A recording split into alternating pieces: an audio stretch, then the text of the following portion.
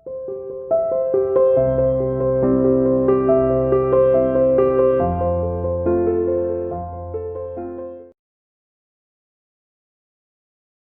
students, how are you? You are welcome to CR International online classes. आज का आपका assignment number 71 12th arts के अंदर topic है फिफ्थ रिपोर्ट। ये आज आपका लेसन नंबर 9 कंप्लीट होता है। लेसन नंबर 10 आपके लिए स्टार्ट करते हैं। इसके अंदर सबसे पहले हम आपको इंट्रोडक्शन देते हैं। लेसन का नाम है उपनिवेशवाद और देहात। ये उपनिवेशवाद क्या होता है? एक शक्तिशाली राज्य जब किसी दूसरे कमज़ोर राज्य को अपना गुलाम बना करके उसके सभी संसाधन अपने हिसाब से लूटने का प्रयास करता है, उसको गुलाम बनाने के बाद, तो वो जो जिसका शोषण हो रहा है वह उसका उपनिवेश कहलाता है। जैसे कि हम उदाहरण के लिए इंडिया एक उपनिवेश था अंग्रेज़ों का। इंग्लैंड ने इंडिया की तरह पता नहीं कितने दुनिया के अंदर कितने देशों को अपना गुलाम बनाया। तो भारत की गुलामी को हम बहुत अच्छे से समझ सकते हैं, क्योंकि हमारे देश के अंदर 190 साल हम अंग्रेज़ों के गुलाम रहे। उपनिवेशवाद के दौरान एक शक्तिशाली साम्राज्य किसी दूसरे कमज़ोर साम्राज्य या राज्य को अपना गुलाम बना करके उसके सभी संसाधन अपने लिए फ़ायदे के लिए इस्तेमाल करता है, तो वो उपनिवेशवाद कहलाता है। और इसके अंदर उपनिवेशवादी होड़ भी होती है। एक देश है जो बढ़ चढ़ करके पहले एक उपनिवेश कायम करता है, फिर दूसरा, फिर तीसरा, चौथा, पांचवा, इस तरह से सारी दुनिया के अंदर बहुत से उपनिवेश कायम कर देता है। ठीक इसी तरह से उसको देखते हुए दूसरे जो मतलब अन्य राज्य हैं वो भी ऐसा ही करने की कोशिश करते हैं। तो हम इंग्लैंड का एग्जाम्पल इसके अंदर ले सकते हैं कि इंग्लैंड ने धीरे धीरे करते हुए बहुत से उपनिवेश अपने गुलाम बनाए, और उन्हीं को देखते हुए फ्रांस ने, जर्मनी ने या फिर इटली ने, इन लोगों ने भी बढ़ चढ़ करके उपनिवेशवादी दुनिया के अंदर कदम रखा। और हम अपने इंडिया से भी समझ सकते हैं कि फ्रांसीसी शक्तियों का भी अपने यहाँ पे उनका क्षेत्र था। हमारे क्षेत्र के अंदर चंद्रनगर, माहे, कराईकल जैसी बस्तियाँ उनके नियंत्रण में थी।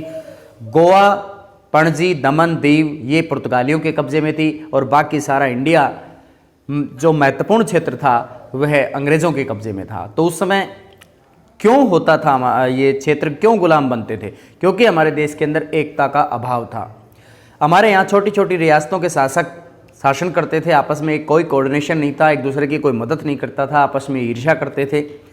ये सबसे बड़ी वजह थी। राष्ट्रीयता नाम की कोई चीज़ नहीं थी। राष्ट्रीय एकता के नाम पर लोग बिखरे हुए थे। विभिन्न धर्मों, जातियों के लोग, विभिन्न संप्रदायों के लोग एकजुट होकर के खुश नहीं थे। ये सबसे बड़ी वजह थी, जो कि कमज़ोरी हमारे देश के अंदर थी, जिसकी वजह से हमारा देश लंबे समय तक गुलाम रहा। अगर हम गुलामी की बात करें तो अगर अंग्रेज़ों की शासनकाल की तो 190 साल, और अगर उससे पहले भी देखें तो हम मुग़लों के भी गुलाम ही बने। उनमें लंबा टाइम पीरियड हमने देखा कि उनके भी हमारा देश गुलाम रहा, मुस्लिमों का। तो हमारे देश की जो दास्ता की जो जंजीरें हैं बहुत लंबी अवधि तक हमारे देश पर कायम रही, और हमारे देश के लोगों को उसकी आदत पड़ चुकी है। कहीं ना कहीं जो दास्ता है वो मानसिकता पर असर डालती है। इसका कभी कभी हमारे देश के लोगों के अंदर असर दिखाई पड़ता है, हमारी संस्कृति के अंदर असर दिखाई पड़ता है। तो कुछ उसके नेगेटिव, कुछ उसके पॉजिटिव परिणाम हमारे सामने हैं। आज हमारा देश आज़ाद है, सभी तरह के मौलिक अधिकार जो फंडामेंटल राइट्स हैं सब लोगों को मिले हुए हैं। आज शोषण वाली कोई बात नहीं है। राइट टू एक्सप्लॉयटेशन सबके पास है। सभी तरह के मौलिक अधिकार, विचार व्यक्त करने की, रोज़गार करने की, कहीं भी घूमने की, हर तरह की स्वतंत्रता सबके पास है। अब बात आती है उपनिवेशवाद से हमने क्या सीख ली। उपनिवेशवाद से सीख हमने ये ली कि अपने देश को कमज़ोर होने से बचाना है। अगर हमारा देश कमज़ोर हो जाता है तो कोई शक्तिशाली राष्ट्र हमें अपने नियंत्रण में करेगा। दूसरी बात, आपस में एकता को कायम रखना है। राष्ट्रीय एकता और अखंडता बहुत महत्वपूर्ण चीज़ होती है, और अगर हम ये नहीं रखेंगे तो हमारे देश पर दूसरा देश हावी होगा, इसमें कोई डाउट नहीं है। इसके अंदर हम 5वीं रिपोर्ट को लेके चलते हैं। 5वीं रिपोर्ट लंदन के अंदर जो पार्लियामेंट थी उस समय, इंग्लैंड की पार्लियामेंट, उसके अंदर एक 5वीं 5th रिपोर्ट लाई गई थी। ये 5th रिपोर्ट हमारे देश के अंदर ईस्ट इंडिया कंपनी का शासन था, जो 1600 ईस्वी में हमारे देश के यहाँ जहांगीर के शासनकाल में हमारे यहाँ शासन करने आए थे। उनको जहांगीर ने परमिशन दी व्यापारिक कंपनी के तौर पर। इसी तरह की ठीक परमिशन उन्होंने इंग्लैंड से भी ली थी, उनको वहाँ से भी परमिशन मिल गई इंडिया के साथ व्यापार करने की। लेकिन उन्होंने, ये बड़े प्रभावशाली थे ईस्ट इंडिया कंपनी के कर्मचारी अधिकारी, इन्होंने इंग्लैंड की सरकार के साथ इस तरह का समझौता कर लिया, इस तरह के कानून उनके पक्ष में बनवा लिए कि सिर्फ और सिर्फ इंग्लैंड मतलब चाइना और इंडिया के साथ व्यापार सिर्फ ईस्ट इंडिया कंपनी करेगी। और इसका, ये प्राइवेट लोगों की कंपनी थी, इसमें कोई वो नहीं था कि सरकार का कोई शेयर हो, ऐसा नहीं था। तो इसमें एक अधिकार जिसे कहें या मोनोपोली वाली बात सामने आई और ये बहुत गलत था। अन्य जो लोग थे, उद्योगपति जो और लोग थे इंग्लैंड के, जो व्यापार करना चाहते थे इंडिया और चाइना के साथ, उन्हें ऐतराज हुआ कि हमें इसमें कोई पूछा नहीं जा रहा है और मुनाफा है वो अकेले ईस्ट इंडिया कंपनी कमा रही है। बंगाल की लड़ाई के अंदर इनको विजय हासिल हो गई है और अब ये पूरे भारत पर अपना कब्जा लेते हैं, इनको सपोर्ट मिलती है इंग्लैंड की गवर्नमेंट से। तो ठीक उसी तरीके का जो चांस था या लाभ वो भी लेना चाहते थे। तो उसके अंदर कुछ किस तरह की बातें रही, किस तरह की पृष्ठभूमि रही, उसके अंदर हमें इसको 5th रिपोर्ट को पढ़ना है।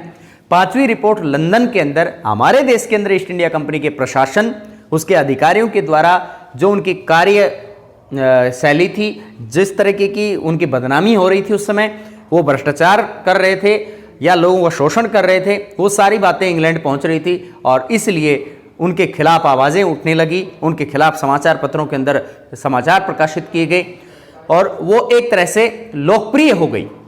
मतलब एक बदनाम भी लोकप्रिय होता है, उस तरीके से इस पे इफेक्ट हुआ। सबसे पहला टॉपिक है 5th report was submitted to the British parliament in 1813।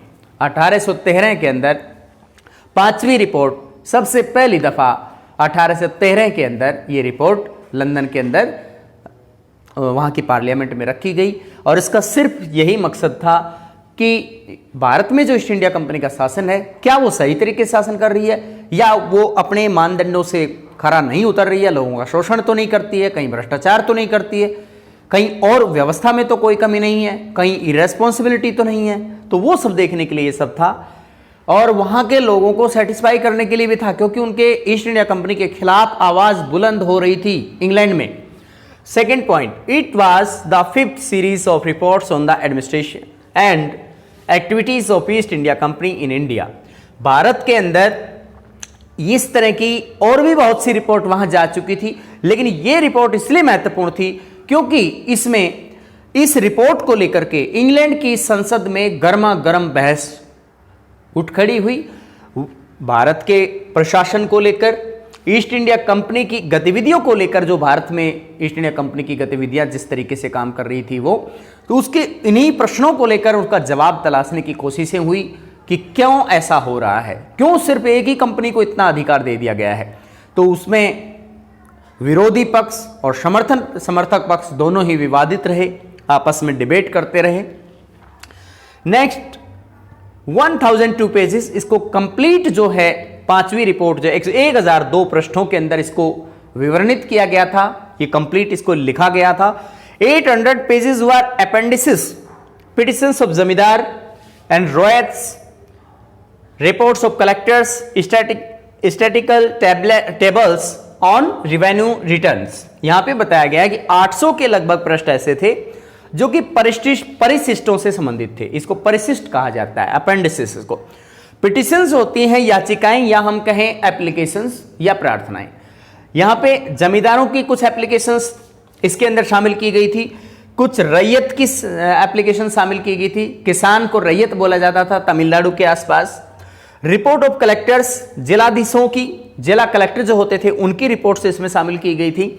और इसके अंदर क्या शामिल था, स्टैटिकल टेबल्स, इसके अंदर सांख्यिकी से संबंधित कुछ आंकड़े भी इसके अंदर दर्शाए गए थे कि किस वर्ष कितना राजस्व बना, किस क्षेत्र का कितना टैक्स कलेक्शन हुआ, कितना बकाया रह गया, जमींदारों ने कितना टैक्स पे किया, कंपनी ने उन पे कितना थोपा और किस तरीके की वसूली हो रही है, उनके खिलाफ क्या किस तरह का एक्शन लिया जा रहा है, वो सब इसके अंदर मेंशन किया गया।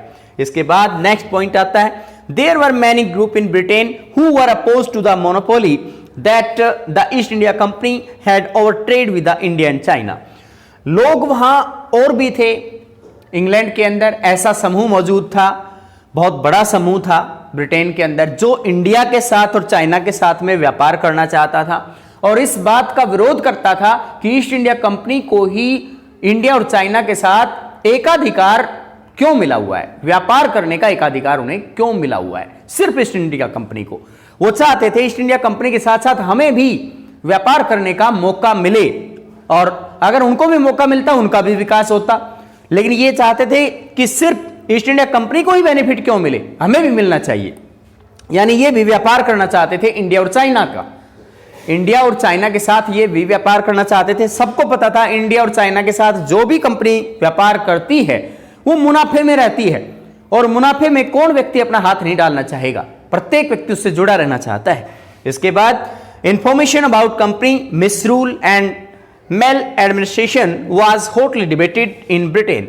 ब्रिटेन के अंदर, संसद के अंदर कंपनी के यानी मनमाने रवैये से, वहां का प्रशासन उसका अच्छा नहीं था, कुप्रशासन जिसे कहें, मिसरूल का मतलब होता है कुप्रशासन, और मेल एडमिनिस्ट्रेशन का मतलब होता है भ्रष्टाचार। उसके भ्रष्टाचार की और कुप्रशासन की वजह से बहुत ही गर्मा गर्म बहस लंदन के अंदर छिड़ी, और इस पार्लियामेंट के अंदर विरोधाभास जैसी स्थिति पैदा हुई। दोनों ही पक्षों ने अपना अपना पक्ष रखने की कोशिश की, लेकिन यहां विपक्ष के लोग बहुत ज्यादा थे। उन्होंने फिफ्थ रिपोर्ट को आधार बनाते हुए कि फिफ्थ रिपोर्ट के अंदर जो ईस्ट इंडिया कंपनी की रिपोर्ट इंडिया से आई है वो बिल्कुल करेक्ट है, और उसी को आधार बनाते हुए और ईस्ट इंडिया कंपनी के खिलाफ कार्रवाई करने का दबाव डाला, इंग्लैंड की गवर्नमेंट पर दबाव डाला कि वो ईस्ट इंडिया कंपनी के खिलाफ कोई कार्रवाई करे, ताकि ईस्ट इंडिया कंपनी अपनी मनमाने ढंग से वहां पे शासन ना जमाए, कुप्रशासन ना करे, भ्रष्टाचार ना करे और एक छत्र राज ना करे व्यापार करने के लिए। उनको भी मौका मिलना चाहिए व्यापार करने का। नेक्स्ट है, the British parliament passed a series of acts to regulate and control company. इस बात के दबाव में जब उन पर प्रेशर डाला गया है, बहुत से सामाजिक समूहों ने, बहुत से ऐसे उद्योगपतियों के समूह ने मिलकर दबाव डाला इंग्लैंड की गवर्नमेंट पर कि आप ईस्ट इंडिया कंपनी के खिलाफ कार्रवाई क्यों नहीं करते। तो उनके जवाब में उनको करना पड़ा, उन्होंने एक कार्रवाई की, एक सीरीज ऑफ एक्ट, एक कई कानून उन्होंने एक के बाद एक कानून उन्होंने बनाए। किस लिए बनाए? ईस्ट इंडिया कंपनी को कंट्रोल करने के लिए, उसको नियमित करने के लिए, उसको कंट्रोल करने के लिए कुछ कानून बनाए, जो कि 1858 का जो कानून है वो इसी तरह का कानून था। ईस्ट इंडिया कंपनी से भारत का शासन अपने हाथ में ले लेना, ये सबसे बड़ी मतलब इसमें महारानी विक्टोरिया के हाथ में डायरेक्टली यहां का शासन उनके नियंत्रण में चला गया। आपको पता होगा इंग्लैंड के अंदर राजतंत्रात्मक लोकतंत्र मिलता है, वहां पर राजा रानी, राजकुमार राजकुमारी होते हैं। तो उस समय महारानी विक्टोरिया का शासन था और उन्होंने 1858 के अंदर अपना शासन प्रशासन अपने जिम्मे पर ले लिया, यानी खुद अपने नियंत्रण में ले लिया, ईस्ट इंडिया कंपनी के हाथ में उसे नहीं रखा। History of colonial rule is rural Bengal. यहां हम फिफ्थ रिपोर्ट में जो कहानी देख रहे हैं, ईस्ट इंडिया कंपनी की जो कार्य प्रणालियां हैं, जो कार्यगुजारियां हैं, या फिर जो कार्यशैली है, जो उसका भ्रष्टाचार है, लोगों से टैक्स कलेक्शन करने का जो कार्यवाही वो कर रही है, किस तरीके से कर रही है हम देख पा रहे हैं। तो इसमें उपनिवेशवादी जो शासन है उसके बारे में हम जान रहे हैं, और बंगाल के अंदर खास तौर पर किस तरीके का वहां जो ग्रामीण देहात का जो इलाका था उसके अंदर किस तरीके का टैक्स कलेक्शन किया जाता है। जमींदार लोग क्या करते थे कि अपनी जमीन को नीलाम होने से बचाने के लिए, हालांकि कुछ जमींदारों की जमीनें नीलाम हुई थी, लेकिन कुछ जमींदार इतने तेज थे कि उन्होंने अपनी जमींदारी को नीलाम होने से बचाने के लिए उन्होंने नीलामी में भाग लिया। नीलामी में भाग इनडायरेक्टली लिया, यानी खुद नहीं गए, अपने ही रिश्तेदार को किसी को वहां पर भेज दिया। नीलामी को अपने नाम पे यानी अपने रिश्तेदार के नाम पे छुड़वा लिया, और फिर उस पैसे को उसी समय जमा ना ही किया। एक बार नहीं किया, फिर अगली नीलामी हुई, फिर भी ऐसा ही किया, तीसरी बार भी ऐसा ही किया, चौथी बार भी ऐसा ही किया। ईस्ट इंडिया कंपनी कैसे पैसा कमाती? तो इस तरीके से ग्रामीण देहात के इलाके में जमींदारों की जो नीलामी वाली जो घटना, इसमें बार बार इन्होंने जोरदार तरीके से कही। फिफ्थ रिपोर्ट में जमींदारों की नीलामी हुई है, बहुत ज्यादा जमींदारियां नीलाम हुई हैं, तो ये पूरी तरह से 100% सच नहीं है। इसके अंदर इसको बढ़ा चढ़ा के इसको रखा गया, ईस्ट इंडिया कंपनी की बुराई करना इसका मकसद रखा गया, क्योंकि इस कमेटी को इसको जो मतलब फिफ्थ रिपोर्ट को बनाने वाले जो लोग थे वो प्रवर समिति के सदस्य थे। प्रवर समिति ने खुद इन्हें तैयार किया और अपने मनमाने ढंग से उसकी आलोचनाएं वगैरह लिख दी, लेकिन इसको प्रूव करना बहुत ज्यादा मुश्किल था। ईस्ट इंडिया कंपनी ने भी अपना पक्ष रखा और कुछ कमेटी का गठन हुआ। हालांकि कुछ कार्रवाइयां ईस्ट इंडिया कंपनी के खिलाफ जरूर हुई और वास्तव में ही कुछ नियंत्रण हुआ उस पर। कुछ हद तक कुछ कमियां थी, ईस्ट इंडिया कंपनी में भी कुछ कमियां थी, ऐसा नहीं है कि भाई वो पूरी तरह पाक साफ थे, ऐसा नहीं था। लेकिन जितना बढ़ा चढ़ा के जो जमींदारियों की नीलामी की बात यहां पे की गई है उतना सफल नहीं थी ईस्ट इंडिया कंपनी। इसमें जमींदार भी कुछ हद तक शोषण कर रहे थे। इसके बाद आगे देखिए, the evidence contained in the fifth report is invaluable. जो पांचवी रिपोर्ट है 1813 के अंदर ये पेश की गई, तो उस समय के हिसाब से हमारे पास ये बेशकीमती प्रमाण है उस परिस्थिति का आकलन करने के लिए, उस परिस्थिति को जानने के लिए। अब हम इसको एक बार रिवाइज करते हैं इस टॉपिक को। बहुत महत्वपूर्ण रिपोर्ट, ये जो आपकी फिफ्थ रिपोर्ट का टॉपिक है, वेरी वेरी इंपॉर्टेंट क्वेश्चन है। ये बहुत बार एग्जाम में पूछा गया है, इसको आप रिवाइज कीजिएगा एक बार फिर देखिए। Fifth report was submitted to the British parliament in 1813। 1813 के अंदर ब्रिटिश संसद के अंदर इसको पेश किया गया था। क्यों पेश किया गया, इसकी मैंने सारी विशेषताएं आपको बताई, क्या था इसमें, क्या विशेषताएं थी, वो सब बताया। इसको सिर्फ और सिर्फ इस रिपोर्ट, फिफ्थ रिपोर्ट का मतलब था ईस्ट इंडिया कंपनी की कार्यप्रणालियां, कारगुजारियां, उसका कुप्रशासन, भ्रष्टाचार को उजागर करना, उसकी इस तरह की बातों को समाचार पत्रों में निकालना, लोग उसे पढ़ें और उसकी इमेज खराब हो, और जो उसको एकाधिकार मिला हुआ है इंडिया और चाइना के साथ व्यापार करने का, वो उससे छीन लिया जाए, बाकी लोगों को भी उसका हक मिल जाए, यानी बाकी लोग भी उस व्यापार में शामिल हो पाए, ये चाहते थे लोग। इसके बाद it was fifth series of report on the administration and activities of east India company in India. यहां इस तरह की और भी रिपोर्ट्स वहां पे भेजी गई थी, लेकिन ये एक सीरीज थी, पांचवी सीरीज थी ये रिपोर्ट्स की। इसके अंदर प्रशासन से संबंधित और ईस्ट इंडिया कंपनी की गतिविधियों से संबंधित, जो भारत के अंदर ईस्ट इंडिया कंपनी काम कर रही थी, उससे संबंधित जानकारी का उल्लेख यहां इसमें किया गया है। टोटल मिलाकर 1002 इसमें प्रश्न थे, 800 के लगभग इसमें परिशिष्ट शामिल किए गए थे। इसमें जमींदारों की याचिकाओं को शामिल किया गया था, जमींदारों की याचिकाओं को, जमींदारों की प्रार्थनाओं को, या फिर हम रिट कह सकते हैं, पिटिशन कह सकते हैं। इसमें किसानों की पिटिशंस भी इसमें डाली गई थी। इसमें कलेक्टर्स की रिपोर्ट शामिल थी। इसके अंदर राजस्व जो विभाग था उसमें कितना टैक्स कलेक्शन हुआ उससे संबंधित आंकड़े भी इसके अंदर मौजूद थे। There were many groups in Britain who were opposed to the monopoly that the East India Company had over trade with India and China. एक बहुत ज्यादा ऐसे भी समूह मौजूद थे ब्रिटेन के अंदर जो खुद इंडिया के साथ में व्यापार करना चाहते थे। वो ईस्ट इंडिया कंपनी के एकाधिकार को रोकना चाह रहे थे और वो इस चीज पे प्रश्न उठा रहे थे कि इंडिया और चाइना के साथ में जो व्यापारिक जो सुविधा है सिर्फ ईस्ट इंडिया कंपनी को क्यों दी गई है, उन्हें भी मिलनी चाहिए।